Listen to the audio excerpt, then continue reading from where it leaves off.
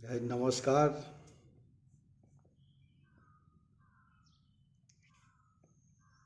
आज पंचायत राज अधिनियम 2006 का प्रशिक्षण कार्यक्रम का आज शुभारंभ करना है।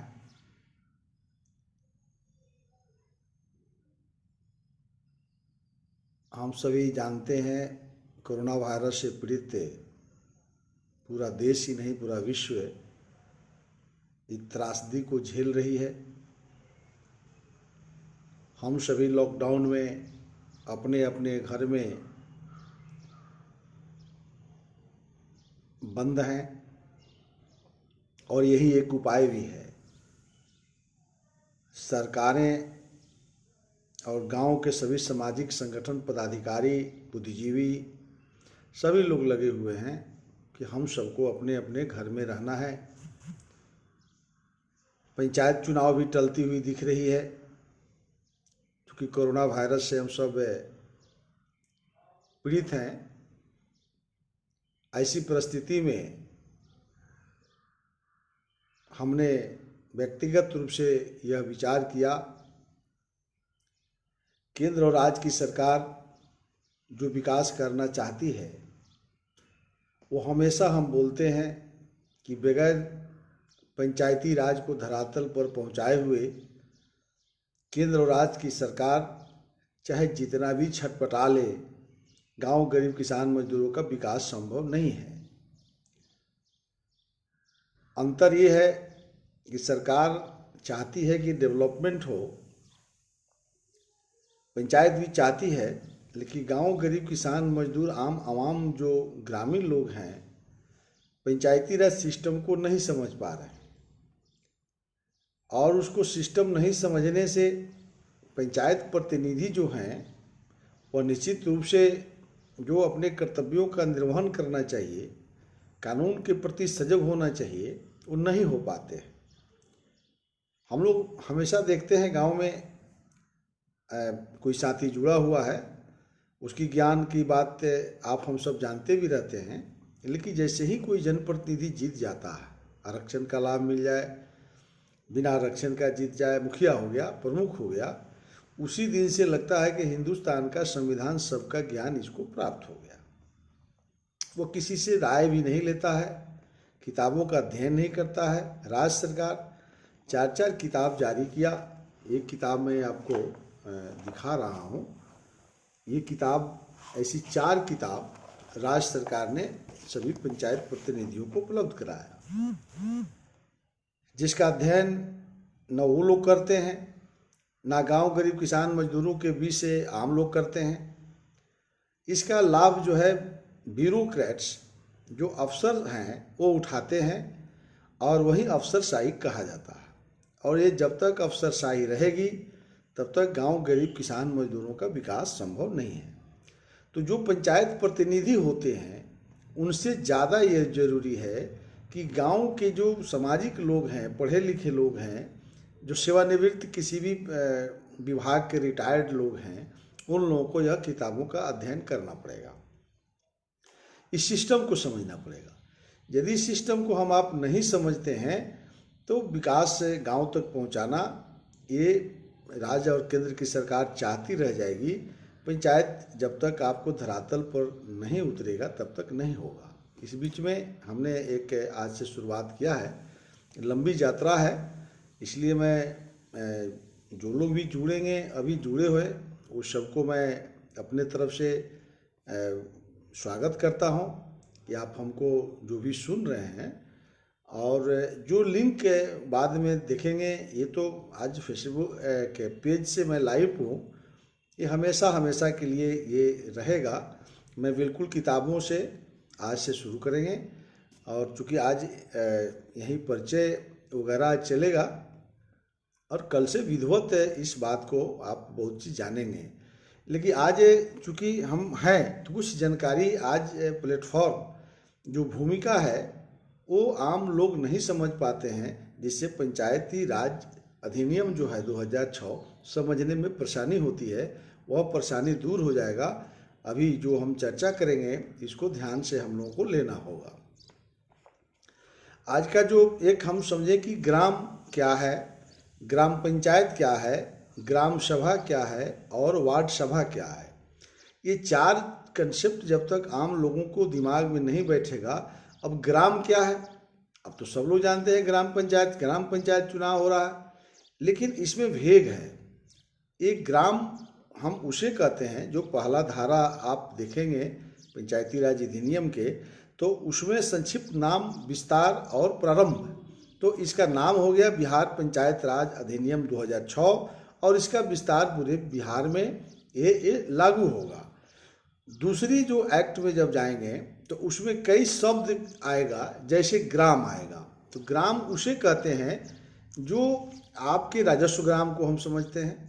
तो राजस्व ग्राम से सम्मिलित एक सरकार ने निर्धारण किया है कि 5000 की जनसंख्या पर ग्राम की गठन होगी, तो वह ग्राम की गठन होती है। तो ग्राम की गठन जब हो जाती है पंचायत के अंदर, तब उससे ग्राम पंचायत का निर्माण किया जाता है। तो ग्राम पंचायत क्या है, तो जब ग्राम पंचायत की चर्चा करेंगे तब आपको समझ में आएगा। लेकिन फिलहाल ग्राम पंचायत किसे कहते हैं? ग्राम पंचायत जहाँ भी लिखा हो तो समझना चाहिए ग्राम से बना हुआ यह ग्राम पंचायत है। वार्ड सदस्य और मुखिया की संयुक्त बैठक को कहते हैं ग्राम पंचायत। तो ग्राम पंचायत का चुनाव का मतलब होता है मुखिया और वार्ड सदस्य का चुनाव। ग्राम पंचायत का चुनाव का सीधे अभिप्राय है मुखिया और ग्राम पंचायत सदस्य दोनों की संयुक्त बैठक को ग्राम पंचायत कहते हैं। ग्राम से चुने हुए व्यक्ति ग्राम पंचायत में वार्ड सदस्य और मुखिया जो बैठते हैं उसे ग्राम पंचायत कहते हैं। और ग्राम में जो वोटर्स होते हैं, ग्राम हो गया, इस पर डिटेल हम जब ग्राम सभा की चर्चा करेंगे तो उस दिन भी आपको ये स्पष्ट हो जाएगा कि ग्राम में सभा लग गया तो वह ग्राम सभा हो गया। यानी ग्राम में जितने मतदाता हैं, तो ग्राम में मतदाता कौन होते हैं? जिसका 18 वर्ष उम्र पूरा हो गया वह ग्राम के सदस्य हो सकते हैं। तो अगर उनकी बैठक कर दिया जाए तो उसका हो जाता है ग्राम सभा। तो ग्राम सभा किसे कहते हैं? यानी ग्राम के सभी मतदाताओं की बैठक को ग्राम सभा कहते हैं। और वार्ड सदस्य और मुखिया को संयुक्त बैठक को ग्राम पंचायत कहते हैं। और वार्ड सभा वार्ड के अंदर जो मतदाता हैं उनकी जब बैठक हो जाएगी तो वह वार्ड सभा हो जाती है।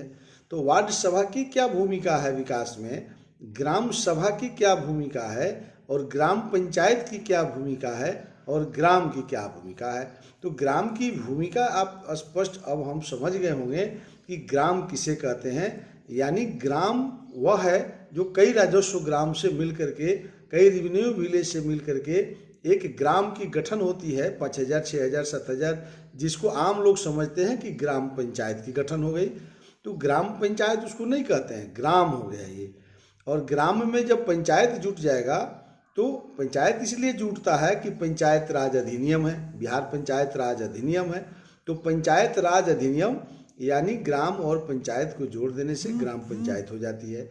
तो कहा जाता है कि ग्राम पंचायत की चुनाव होने वाली है। तो ग्राम पंचायत के चुनाव का मतलब हो गया कि वार्ड के सदस्य और मुखिया को मिलकर के ग्राम पंचायत, इसकी डिटेल चर्चा करेंगे जब ग्राम पंचायत की हम चर्चा करेंगे। आज मैं विशेष रूप से आप सभी मित्रों को, सभी जो जुड़ करके हमको सुन रहे हैं, ये बात कन्फ्यूजन है, इस कन्फ्यूजन को दूर करने के लिए आज मैं इस विषय को निश्चित रूप से आपके दिमाग में बैठ जाना चाहिए कि ग्राम क्या है, ग्राम पंचायत क्या है, ग्राम सभा क्या है और वार्ड सभा क्या है। तो पंचायत प्रतिनिधियों से ज़्यादा समझना पड़ेगा गांव गरीब किसान मजदूरों को, तब जाकर के आप अपने डेवलपमेंट को, अपने विकास को, अपने व्यक्तिगत लाभ को, गांव गरीब किसान मजदूरों के विकास में, आम आवाम के विकास में विचारों को आप समझ सकते हैं। नहीं तो आगे जब हम चर्चा करने लगेंगे तो बहुत सा आप नहीं समझ पाए हैं। इसलिए आज का यह विषय समझना बहुत ज़रूरी था कि धारा 1 और धारा 2 के अंदर जो है कई ऐसा शब्द आएगा, जैसा कि किताब में आप देखेंगे जहाँ भी कई ऐसे शब्द आएगा, अस्थाई समिति आ जाएगा। अब लोग इसको नहीं समझते हैं। तो जहाँ अस्थाई समिति लिखा हो, ये समझना चाहिए कि ग्राम पंचायत से जो समितियां बनती है, पंचायत समिति से जो सदस्य बनती कमेटी बनती है, और जिला परिषद से जो कमेटी बनती है वो अस्थायी समिति कहा जाता है। इसलिए विहित ऐसे कई कठिन शब्द आपको मिलते रहेंगे। तो ये धारा 1 और 2 में यह बताई गई है, और धारा 3 में जो है आप जब हम चर्चा करेंगे तो उसमें ग्राम सभा की हमको चर्चा करना होगा। तो ग्राम सभा से पहले माननीय मुख्यमंत्री नीतीश कुमार जी ने एक नई कानून का अमेंडमेंट कर दिए थे, क्योंकि 2006 में जब यह कानून बना रहे थे उस समय यह नहीं थी। लेकिन बाद में जब उन्होंने देखा कि ग्राम सभा के अंदर जो डिसीजन होती है तो ग्राम बहुत बड़ा होता है, तो ग्राम से ग्राम पंचायत बनी। और ग्राम सभा उसको कहते हैं जो ग्राम पंचायत के अंदर जिसको वार्ड सदस्य और मुखिया जो वोटर्स ने चुना उस सभी वोटर्स की बैठक को ग्राम सभा कहते हैं। तो ग्राम सभा 7,000, 8,000, 10,000 जनसंख्या का हो गया है ग्राम, तो उसकी बैठक करना संभव नहीं होता था। तो उसमें कई ऐसे मुखिया लोग इस कानून का दुरुपयोग करके घर में बैठ करके अंगूठा का निशान लगा करके और कोई प्रस्ताव पास कर लेते थे। तो माननीय मुख्यमंत्री जी ने देखा ये तो घोर बेईमानी है, तो देखा होंगे, तो उसको उन्होंने वार्ड सभा में धारा 170 को एक नया कानून बना करके उसमें सम्मिलित कर दिए थे। तो वह वार्ड की सभा हो गई थी। तो वार्ड सभा के निर्णय को ग्राम सभा में स्वतः स्वीकृत माना जाएगा, और हो सकता है कि वार्ड सभा के नज़र में कोई ऐसा विषय नहीं आया हो तो ग्राम सभा में उसको स्वीकृत किया जा सकता है। ये भी अधिकार है मुखिया जी, जो कि ग्राम सभा की अध्यक्षता करेंगे, और वार्ड सभा की अध्यक्षता वार्ड के सदस्य जो होते हैं, ग्राम पंचायत के जो सदस्य होते हैं, जो प्रादेशिक निर्वाचन क्षेत्र से पंचायत के लिए सीधे जीते होंगे, उनको वहाँ जो है अध्यक्ष का भार दिया जाता है वार्ड सभा का। तो इसलिए ये चारों को हम लोग को अलग अलग समझना पड़ेगा। वार्ड सभा, ग्राम सभा, ग्राम पंचायत, ग्राम। तो हमने ग्राम बताया कि ग्राम से ही ग्राम पंचायत बनती है, यानी ग्राम की गठन हो गई। फिर से एक बार दोहरा देता हूँ कि मान लीजिए कि ग्राम की गठन हो गई, यानी जिसको अभी तक आप समझते थे कि यही ग्राम पंचायत है, तो उसी ग्राम पंचायत को कानूनी रूप में समझेंगे तो यह ग्राम है।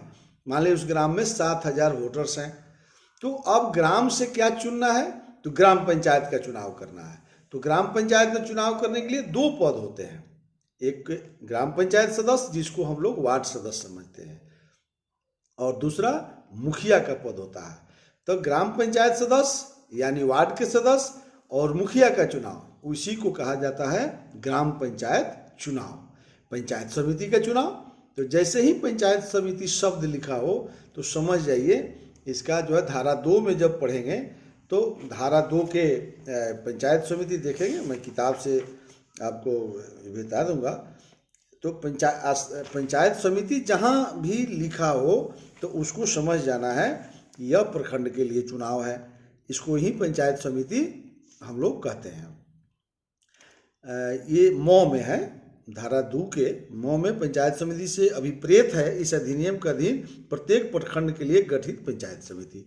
तो जहाँ पंचायत समिति शब्द लिखा हो तो यह समझ जाना है प्रखंड के लिए यह गठित कमेटी है। तो इसके लिए प्रादेशिक निर्वाचन क्षेत्र बनाया गया है। जहाँ जिला परिषद आप देखेंगे क और ढ में पढ़ेंगे इस धारा 2 के, तो जिला परिषद का मतलब हो जाएगा सीधे जिला स्तर का पंचायत। जहाँ लिखा हो जिला परिषद तो इसका मतलब हुआ जिला स्तर का पंचायत। जहाँ जहाँ किताब में जिला परिषद हम बोलें तो समझ जाना है कि जिला परिषद स्तर का एक पंचायत की गठन, और जहाँ पंचायत समिति लिखा हो तो उसका अर्थ हुआ प्रखंड स्तर की एक संस्था की गठन करना है। तो अब हमको लगता है कि हम लोग डिटेल इस बात को समझ गए हैं कि ग्राम किसे कहते हैं। ग्राम का मतलब गांव नहीं, मैक्सिमम लोग यही समझ जाते हैं ग्राम माने एक टोला हो गया। टोला की जिक्र नहीं है कानून में, ग्राम का जिक्र है जिसको हम लोग अभी तक ग्राम पंचायत समझते हैं। ग्राम पंचायत का मतलब वार्ड सदस्य और मुखिया, यानी ग्राम से जो चुनाव होगा तो पंचायत समिति का भी हो सकता है, जिला परिषद का भी हो सकता है और ग्राम पंचायत का भी हो सकता है। इसलिए ग्राम समझना जरूरी है, वो गांव का टोला नहीं। ग्राम का टोला की बात मैं नहीं कर रहा हूँ। टोला टपरी जिसको कहते हैं, वो ग्राम में 10-10 गो टोला है, फलाना टोला फलाना टोला फलाना टोला फलाना टोला मिल करके एक ग्राम की गठन होती है और उसी ग्राम से ग्राम पंचायत का चुनाव होता है, उसी ग्राम से पंचायत समिति का चुनाव होता है और उसी ग्राम से जिला परिषद के लिए चुनाव किया जाता है। तो यह ग्राम हमेशा दिमाग में रहे। अब हमको चलना है वार्ड सभा पर, क्योंकि नई कानून बना वार्ड सभा से हम इसकी शुरुआत करेंगे, क्योंकि 20 मिनट का हमको लगता है कि प्रतिदिन का समय का निर्धारण 20-25 मिनट हम आपको कष्ट देंगे। जो भी आज जुड़ करके आप लाइव पर हैं, निश्चित रूप से आप मेरे लिए सराहनीय हैं। आप जो आज के व्यूअर्स हैं जो इसको समझना चाहते हैं, निश्चित रूप से मेरे लिए जो भी हैं वो प्रेरणादायक हैं। और चूँकि एक लंबी यात्रा है, ये संकल्प है, प्रयास कर रहे हैं ईश्वर की कृपा से कि हम आम आवाम को पंचायती राज सिस्टम को बता सके। कोरोना वायरस से हम सब लोग घर में हैं, तो इसमें एक मन में आया कि आप तक एक बात को हमको पहुंचानी चाहिए। और चूँकि आगे जब चुनाव हो, कोरोना से हम लोग जीतेंगे, माननीय मुख्यमंत्री जी नीतीश कुमार जी के नेतृत्व में हम लोग निश्चित रूप से कोरोना पर हम लोग विजय पताका फहराएंगे और कोरोना हारेगा, बिहार जीतेगा। और उसके बाद पंचायत का जो चुनाव होगा तो इसमें इससे काफ़ी लोगों को बल मिलेगा कि किस पद पर लड़ना चाहिए, किस पद पर नहीं लड़ना चाहिए और किस पद का क्या दायित्व है। पंचायत प्रतिनिधियों से ज़्यादा गांव गरीब किसान मजदूरों के बीच से जो भी पढ़े लिखे लोग हैं वो सबको ज्ञान हो और वो आप इस ज्ञान को गांव तक ले जाइए। और जो बिहार सरकार ने किताब जारी किया है, वो दूसरा नंबर का जो किताब है वही अधिनियम है। मैं बिल्कुल इस किताब को सामने रख करके और इस पर चर्चा कर रहे हैं। आप उस किताब को किसी भी वार्ड सदस्य से मांगेंगे मिल जाएगा, किसी भी मुखिया से मांगेंगे, पंचायत समिति जिला परिषद के घर में सरकार ने 4-4 किताब दिया है। वो अलग बात है कि कुछ लोग पढ़ते हैं और कुछ लोग डेहरी के कोना पर फेंक दिए हैं। तो उन लोगों से आप लोग किताब लेकर के इसको पढ़ना चाहिए, अध्ययन करना चाहिए। तो हम लोग इसकी चर्चा वार्ड सभा की चर्चा हम लोग करेंगे। कल इसकी शुरुआत हम लोग करेंगे। लेकिन आज जो है आप सबसे मेरा निवेदन है कि जितना भी संभव हो सके, जो भी व्यूअर्स हैं उन लोगों से मेरा निवेदन होगा कि यदि आप अपने गांव में किसी वार्ड सदस्य से ये किताब ले करके अध्ययन कर दे तो हम जो बोलेंगे उसको समझने में काफ़ी आपको आसानी होगी। इसलिए कल वार्ड सभा की चर्चा से हम लोग शुरू करेंगे। आज हम लोग निश्चित रूप से इस बात को समझ गए कि ग्राम किसे कहते हैं, ग्राम पंचायत क्या है, ग्राम सभा क्या है, वार्ड सभा क्या है, और इसकी संक्षिप्त परिचय भी हुआ। इसका विस्तार पूरे बिहार का है। तो ये बहुत ही अच्छा आज का रहा और मैं सबको पुनः एक बार नमस्कार करते हुए कल के लिए, कल 8 बजे से हम आएंगे और शुरू करेंगे बिहार पंचायत राज अधिनियम की धारा 170 का। क्योंकि ये धारा 170 सबसे आखिरी है, लेकिन ये बाद में अमेंडमेंट हुआ तो नीचे की धारा नहीं बदला जा सकता था, तो बाद में ही जुटता है। इसलिए इसकी शुरुआत वार्ड सभा की होगी, उसके बाद में ग्राम सभा की होगी, उसके बाद में ग्राम पंचायत का हम चर्चा करेंगे, तब जा कर के हम लोग फिर पंचायत समिति में चलेंगे। तो वार्ड सभा पर हमको लगता है कि एक दिन में हो जाए तो ठीक है, नहीं तो वार्ड सभा का भी 2 दिन कम से कम हमको लगना चाहिए, क्योंकि वार्ड को बहुत अधिकार है।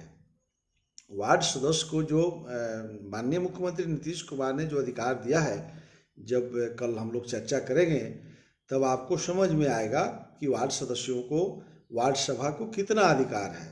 लेकिन शायद बिहार के आम आवाम एक तो किताब से अनभिज्ञ हैं और प्रशासनिक पदाधिकारी हमको क्यों बताएगा, और हमारी अज्ञानता ही प्रशासनिक पदाधिकारियों का लूट खसोट करने का एक जरिया है। जिस दिन बिहार जगेगा, जिस दिन बिहार के लोग पंचायती राज सिस्टम को पढ़ लेंगे, ज्ञान कर लेंगे, वार्ड सभा जिस दिन आम आवाम, गांव गरीब किसान मजदूर समझ जाएगा वार्ड सभा है क्या, जिस दिन आप वार्ड सभा को समझ जाएंगे, भ्रष्टाचार उस दिन 50% भाग जाएगा, ये मेरी दावा है। और वार्ड सभा अगर आप नहीं समझते हैं तो आप चाहते हैं कि राज्य और केंद्र सरकार को जितना अपशब्दों का इस्तेमाल करना है हम आप मिलके कर सकते हैं।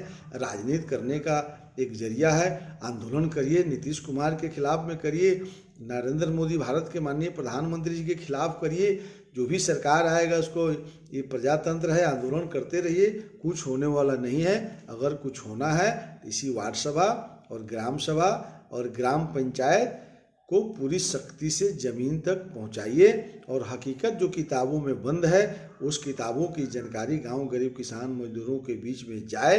इसलिए मैं एक प्रयास भी करने के लिए आपके सामने आया हूं, इसी आशा और विश्वास के साथ कि कल 8 बजे हम लोग वार्ड सभा के बारे में जानने के लिए हम लोग एकत्रित हों और यहीं पर अपनी बातों को पुनः एक बार जो व्यूअर्स हैं उसको अपने तरफ से धन्यवाद के साथ अपनी बातों को यहीं पे समाप्त करता हूं। आप सबों को नमस्कार।